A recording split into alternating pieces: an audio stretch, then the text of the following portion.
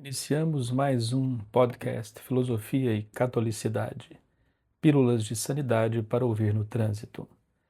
São leituras comentadas de autores que tratam de temas filosóficos a partir da tradição católica. Gustavo Corsão, Padre Leonel Franca, Jacques Maritain e Padre Álvaro Calderon são alguns dos escritores cujos textos serão lidos e comentados nos podcasts. Seja bem-vindo. No episódio 1, tratamos do nosso primeiro autor, de alguns aspectos de sua vida e obra. Trata-se de Gustavo Corsão.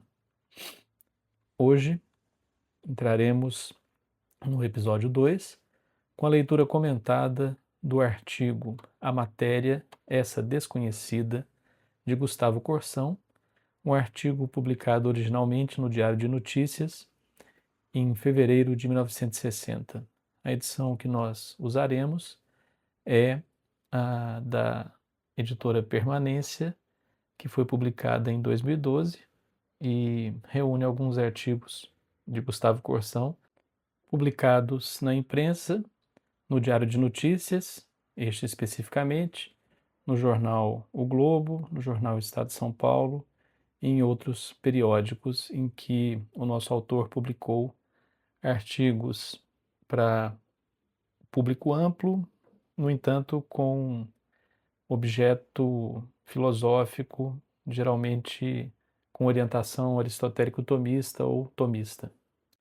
O primeiro ponto que deve chamar a atenção do ouvinte é o título do artigo, A Matéria, essa desconhecida.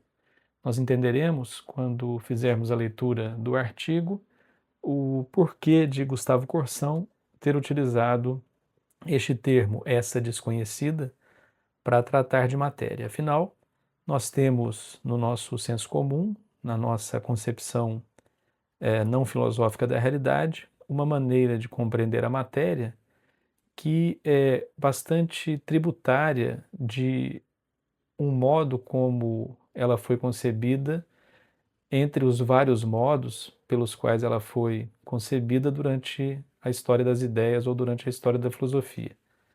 É aquilo que nós poderíamos chamar de uma concepção comum do que seja matéria.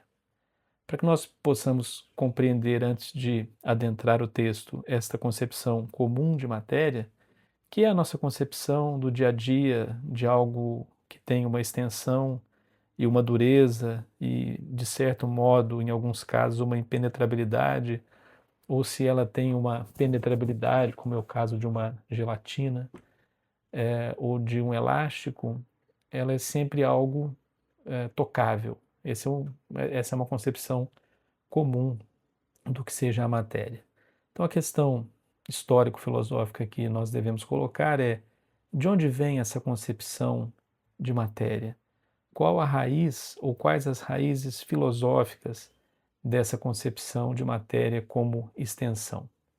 Para que nós possamos entender isso de um modo ainda que geral ou genérico, nós temos que tratar de um tema que depois será retomado no texto de Gustavo Corsão, que é o tema das causas ou das 4 causas aristotélicas. Para Aristóteles, quando nós tratamos do tema das causas, nós temos que tratá-lo do ponto de vista de 4 perspectivas: a da causa material, a da causa formal, a da causa eficiente e a da causa final. De modo bastante geral, a causa material, que é essa sobre a qual Corsão se debruçará bastante profundamente no artigo, é aquilo que nós veremos como sendo o indeterminado. Algumas pessoas costumam dizer que, no caso, por exemplo, de uma mesa de madeira, a causa material seria a madeira. Mas, do ponto de vista aristotélico, ou do ponto de vista aristotélico-tomista, essa não é uma descrição correta do conceito de causa material. Porque a causa material é exatamente aquilo sobre o que uma determinada forma se imporá. Então, quando nós falamos de madeira, nós já estamos falando, ao tratarmos de madeira, do termo madeira ou de um pedaço de madeira, de uma causa formal que a faz madeira. ou quando nós tratamos do chumbo, nós já estamos tratando de uma causa formal que faz do chumbo chumbo, e assim com qualquer outra matéria. Então, rigorosamente falando, a causa material é aquilo que ainda não foi determinado por uma causa formal. Já a causa formal é precisamente aquilo que não é material e que dará forma a qualquer coisa que exista no mundo. As coisas às quais nós temos acesso no mundo, esse computador, essa mesa, um copo, todas já estão, digamos, já são o resultado do acoplamento entre o indeterminado da matéria e a determinação formal.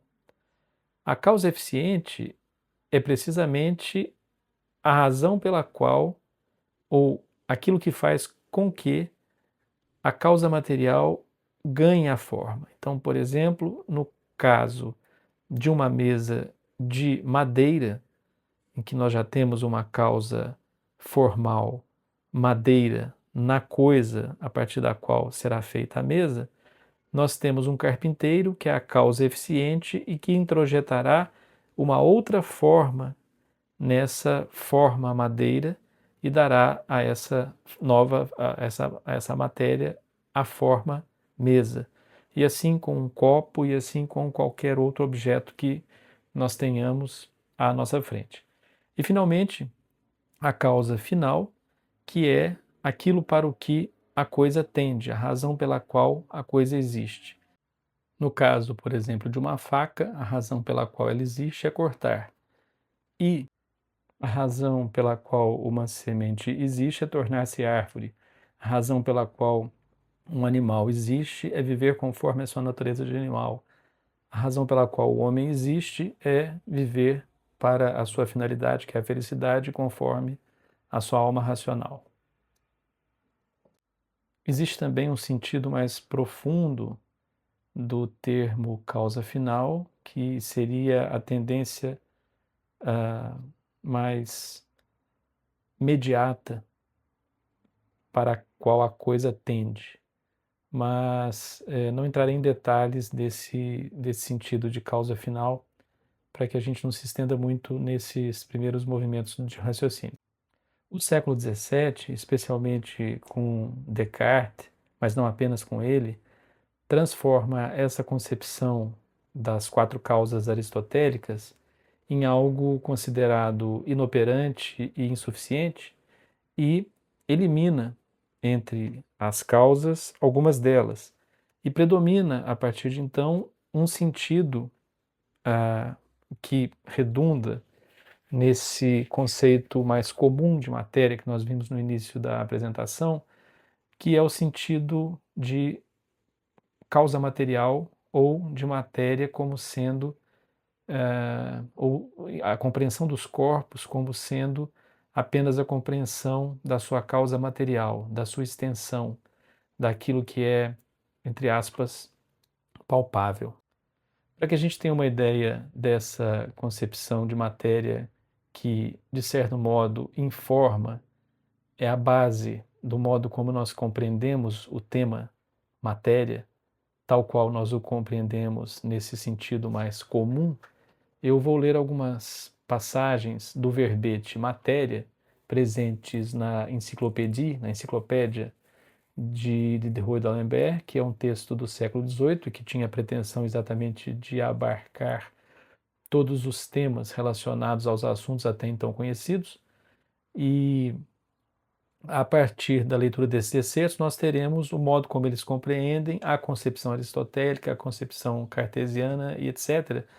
E depois então entramos no artigo de Corsão fazendo exatamente a crítica dessa concepção moderna, isto é, esta que vem a partir do século XVII, se consolida no século XVIII e é a predominante no nosso tempo, acerca do conceito de matéria como extensão. O título completo dessa obra de Diderot e d'Alembert é Enciclopédia ou Dicionário Razoado das Ciências, das Artes e dos Ofícios. Artes aqui tem também o sentido, tem principalmente o sentido de techne, que é o sentido originário grego da palavra arte. Arte ou técnica ou know-how ou saber fazer algo de determinado modo. Nesse sentido, a medicina é uma arte, a construção de um objeto qualquer é uma arte, etc. Não estamos falando aqui, portanto, num outro sentido que tem a palavra arte, que se consolidou a partir do Renascimento, que é a arte como belas artes. Então, o verbete diz o seguinte: matéria, entre parênteses, metafísica, física. D'Alembert. Quem escreveu esse verbete foi D'Alembert. Há vários verbetes, cada um ou vários deles são escritos por vários autores. Então eu cito: substância extensa, sólida, divisível, móvel e passiva. Princípio primeiro de todas as coisas naturais, que por seus diferentes arranjos e combinações forma todos os corpos. Aí ele vem e dá a definição aristotélica. Aristóteles estabeleceu 3 coisas: matéria, forma e privação. Os cartesianos rejeitaram privação, outros rejeitam além dela também a forma. Conhecemos algumas propriedades da matéria. Raciocinamos sobre sua divisibilidade, solidez, etc. Mas qual é, afinal, a sua essência? Ou em que objeto suas propriedades residem? É isso que nos falta. Aristóteles definiu a matéria como o que não é nem essência, nem quantidade, nem qualidade, ou seja, aquilo que nós vimos, o indeterminado. Não é qualquer coisa determinada, o que levou muitos dos seus discípulos a pensar que a matéria não existiria, ver corpo. Agora ele passa à concepção cartesiana, no mesmo verbete. Os cartesianos tomam a extensão pela essência da matéria e defendem que, por serem as propriedades mencionadas as únicas essenciais à matéria, algumas dentre elas necessariamente constituem a sua essência.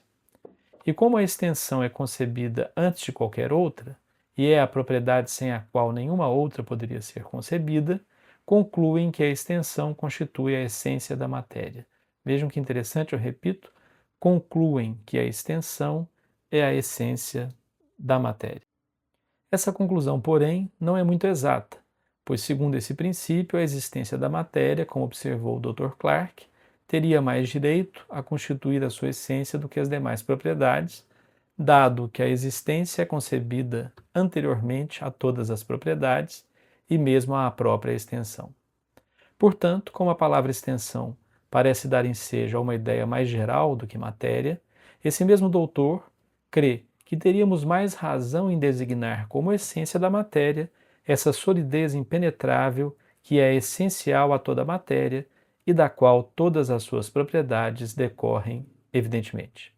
Mais ainda, se a extensão fosse a essência da matéria e, por conseguinte, matéria e espaço fossem a mesma coisa, seguir-se-ia disso que a matéria é infinita e eterna, um ser necessário que não pode ser criado ou aniquilado, o que é absurdo. De resto, a natureza mesma da gravidade, os movimentos dos cometas, as oscilações dos pêndulos, tudo isso parece sugerir que o espaço vazio e sem resistência é distinto da matéria e, por conseguinte, que a matéria não é simples extensão, é extensão sólida, impenetrável e dotada do poder de resistência. Muitos filósofos antigos defenderam que a matéria é eterna e supuseram que tudo teria se formado a partir dela, pois não concebiam que uma coisa pudesse se formar a partir do nada. Platão atribui à matéria a existência eterna e afirma que teria sido concomitante a Deus na produção de todas as coisas, como um princípio passivo ou uma espécie de causa colateral. A matéria e a forma, princípios simples e originários de todas as coisas, compõem, segundo os antigos, naturezas simples, denominadas por eles elementos. A partir de diferentes combinações entre esses elementos, todas as coisas teriam sido formadas. E continua o verbete.